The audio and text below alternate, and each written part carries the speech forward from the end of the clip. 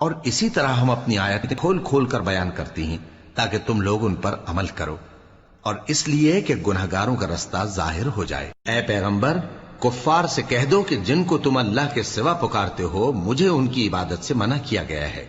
یہ بھی کہہ دو کہ میں تمہاری خواہشوں کی پیروی نہیں کروں گا، ایسا کروں تو گمراہ ہو جاؤں اور ہدایت یافتہ لوگوں میں نہ رہوں۔ کہہ دو کہ میں تو اپنے پروردگار کی دلیل روشن پر ہوں اور تم اس کی تکذیب کرتے ہو۔ جس چیز یعنی عذاب کے لیے تم جلدی کر رہے ہو وہ میرے پاس نہیں ہے،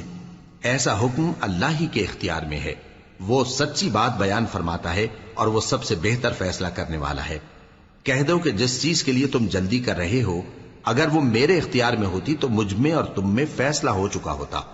اور اللہ ظالموں سے خوب واقف ہے۔ اور اسی کے پاس غیب کی کنجیاں ہیں جن کو اس کے سوا کوئی نہیں جانتا، اور اسے جنگلوں اور دریاؤں کی سب چیزوں کا علم ہے، اور کوئی پتا نہیں جھڑتا مگر وہ اس کو جانتا ہے، اور زمین کے اندھیروں میں کوئی دانہ اور کوئی ہری یا سوکھی چیز نہیں ہے مگر کتاب روشن میں لکھی ہوئی ہے۔ اور وہی تو ہے جو رات کو سونے کی حالت میں تمہاری روح قبض کر لیتا ہے اور جو کچھ تم دن میں کرتے ہو اس سے خبر رکھتا ہے، پھر تمہیں دن کو اٹھا دیتا ہے تاکہ یہی سلسلہ جاری رکھ کر زندگی کی مدت معین پوری کر دی جائے، پھر تم سب کو اسی کی طرف لوٹ کر جانا ہے، پھر وہ تم کو تمہارے عمل جو تم کرتے رہتے ہو ایک ایک کر کے بتائے گا،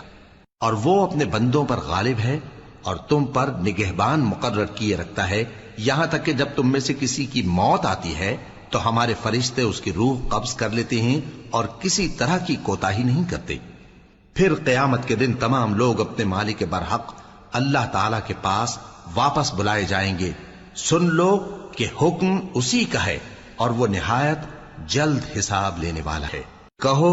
بھلا تم کو جنگلوں اور دریاؤں کے اندھیروں سے کون نکال لاتا ہے جبکہ تم اسے عاجزی سے اور چپ کے پکارتے ہو اور کہتے ہو اگر اللہ ہم کو اس تنگی سے نجات بخشے تو ہم اس کے بہت شکر گزار ہوں۔ کہو کہ اللہ ہی تم کو اس تنگی سے اور ہر سختی سے نجات بخشتا ہے، پھر بھی تم اس کے ساتھ شرک کرتے ہو۔ کہہ دو کہ وہ اس پر بھی قدرت رکھتا ہے کہ تم پر اوپر کی طرف سے یا تمہارے پاؤں کے نیچے سے عذاب بھیجے یا تمہیں فرقہ فرقہ کر دے اور ایک کو دوسرے سے بھڑا کر آپس کی لڑائی کا مزہ چکھا دے۔ دیکھو ہم اپنی آیتوں کو کس کس طرح بیان کرتے ہیں تاکہ یہ لوگ سمجھیں، اور اس قرآن کو تمہاری قوم نے جھٹلایا حالانکہ یہ سراسر حق ہے۔ کہہ دو کہ میں تمہارا داروغہ نہیں ہوں،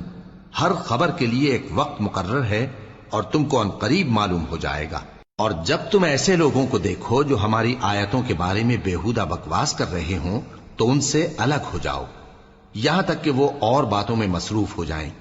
اور اگر یہ بات شیطان تمہیں بھلا دے تو یاد آنے پر ظالم لوگوں کے ساتھ نہ بیٹھے رہو، اور پرہیزگاروں پر ان لوگوں کے حساب کی کچھ بھی جواب دہی نہیں، ہاں نصیحت تاکہ وہ بھی پرہیزگار ہوں۔ اور جن لوگوں نے اپنے دین کو کھیل اور تماشا بنا رکھا ہے اور دنیا کی زندگی نے ان کو دھوکے میں ڈال رکھا ہے ان سے کچھ کام نہ رکھو، ہاں اس قرآن کے ذریعے سے نصیحت کرتے رہو تاکہ قیامت کے دن کوئی اپنے اعمال کی سزا میں ہلاکت میں نہ ڈالا جائے۔ اس روز اللہ کے سوا نہ تو کوئی اس کا دوست ہوگا اور نہ سفارش کرنے والا، اور اگر وہ ہر چیز جو روئے زمین پر ہے بطور معاوضہ دینا چاہے تو وہ اس سے قبول نہ ہو۔